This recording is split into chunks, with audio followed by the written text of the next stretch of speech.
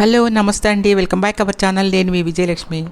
ఈరోజు బచ్చలి కూరతో అయితే మనం అనేక రకాలుగా చేసుకుంటున్నాం కదా. మనం ఇప్పుడు నేను ఇంకొక రకం మీకు చూపిస్తాను. పెసరపప్పు వేసి ఎలా చేయాలి బచ్చల కూర. ఆకుకూరల్లో బచ్చల కూరకి ఒక ప్రత్యేకమైన స్థానం ఉందండి. బచ్చల కూర ఆరోగ్యానికి అయితే చాలా మంచిది, సంవత్సరం పొడుగునా మనకి లభిస్తుంది. చూడండి, నేను బచ్చలి ఆకుల్ని ఇలా తీసుకున్నాను. 3-4 కట్టలు తీసుకొని శుభ్రంగా క్లీన్ చేసేసి కొంచెంసేపు ఉప్పేసి నానబెడితే మనకి మందులు ఏమైనా కొడితే పోతాయండి. అలా నానబెట్టిన తర్వాత దానికి కావాల్సిన పదార్థాలు టమాటాలు, ఇదిగోండి. ఇప్పుడైతే మీరు ఏం చేస్తారు, కొంచెం దేంట్లో వండుకుంటారో దాంట్లో ఒక 2 టేబుల్ స్పూన్ వరకు కూడా ఆయిల్ అయితే వేసుకోండి.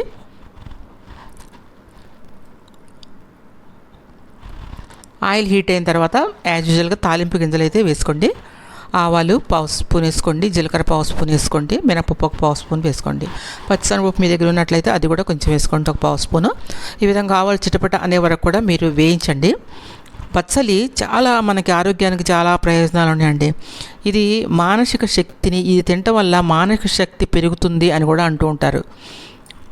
క్యాన్సర్ కణాలని నశింపజేస్తుంది. దీంట్లో పోలిక్ యాసిడ్ ఎక్కువగా ఉంటుందన్నమాట. ఎక్కువ పర్సెంట్ ఇది మీరు కాడలతో వండేసేసుకోండి. కాడలు ఉంటాయి దీనికి మందంగా, ఆ కాడలతో పాటు వండేసేయండి. ఇప్పుడు మనకు ఆవాలు చిటపట అన్న తర్వాత ఉల్లిపాయ 1 కట్ చేసి వేసుకోండి. పచ్చిమిరకాయలు ఒక 3 వేసుకోండి. అదే సమయంలో ఒక వెల్లుల్లిపాయలు తీసుకొని దాని మీద పీల్ తీసి దాన్ని కూడా వేసేసేయండి. తాలింపులో వెల్లుల్లిపాయ వేగితే చాలా బాగుంటుంది. కరివేపాకు అయితే ఒక గుప్పుడు వేసుకోండి. కరివేపాకుని అయితే కొంచెం ఎంత ఎక్కువ వేసుకుంటే మీకు అంత మంచిది, చాలా బాగుంటుంది టేస్ట్గా. చిన్న చిన్న ముక్కలుగా అయితే కట్ చేసి అయితే కరివేపాకుని మీరు కర్రీలో యాడ్ చేసుకోండి. ఇట్లా మనం వేగనిద్దాము. ఉల్లిపాయని కొంచెం వేగితే బాగుంటుంది కదండి, లేకపోతే కొంచెం నోట్లో పడి కసకస అంటూ ఉంటుంది. కాబట్టి వేగనివ్వండి.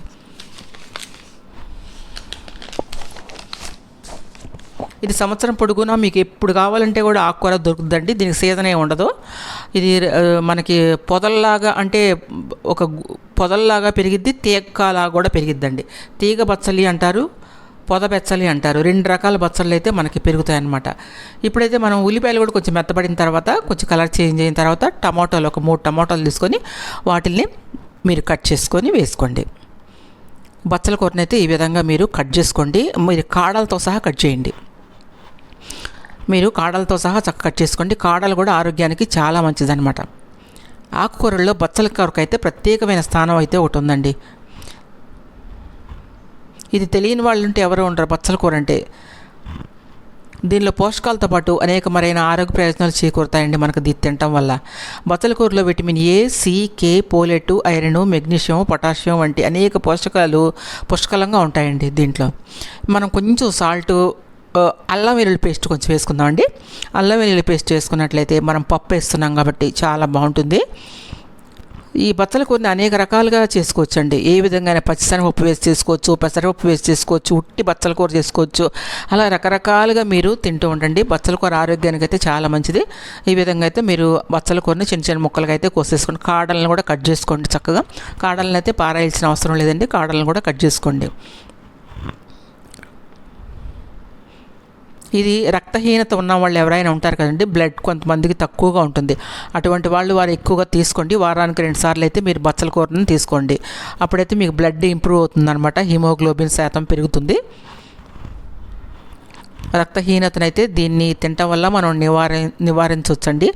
రోగ నిరోధక శక్తిని పెంచడంని, ఎముకల్ని బలోపేతం చేయడంలో, జీర్ణక్రియను మెరుగుపరచడంలో మరియు బరువును తగ్గించడంలో అసలైంది. మనకి వెయిట్ లాస్ అవటానికి కూడా ఇది మనకు ఉపయోగపడుతుంది అనమాట.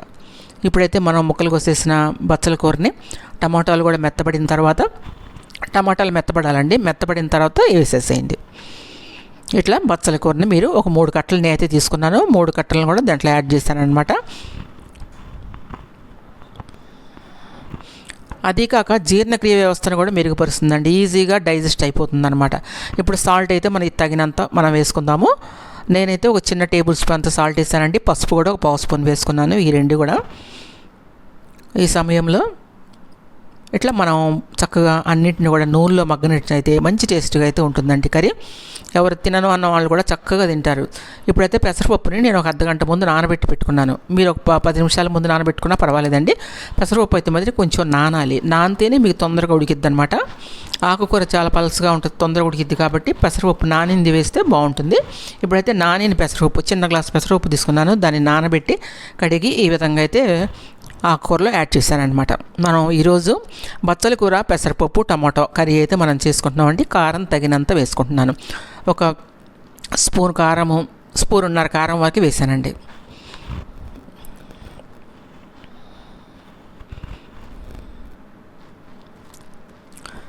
అది కాకుండా గుండెపోటు ప్రమాదాన్ని కూడా ఇది మనం ఎక్కువగా తీసుకోవటం వల్ల వారానికి 2 సార్లు గుండెపోటు వచ్చే ప్రమాదాన్ని కూడా తగ్గిస్తుందండి.